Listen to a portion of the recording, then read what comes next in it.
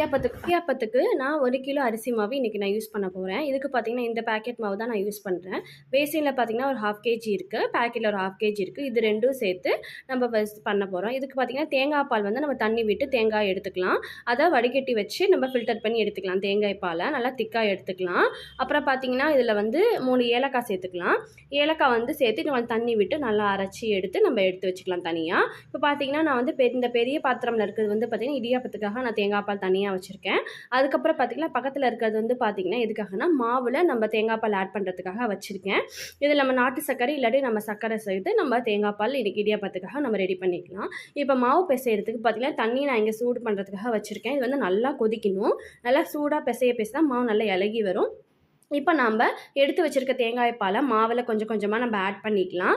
அந்த தேங்காய் பால் நம்ம ஆட் பண்ணுறப்ப நல்லா சாஃப்டாக ரொம்ப நேரத்துக்கு அந்த சாஃப்ட்னஸ் இருக்கும். ட்ரை ஆகாமல் இருக்கிறதுக்காக தேங்காய் பால் நம்ம சேர்க்குறோம்.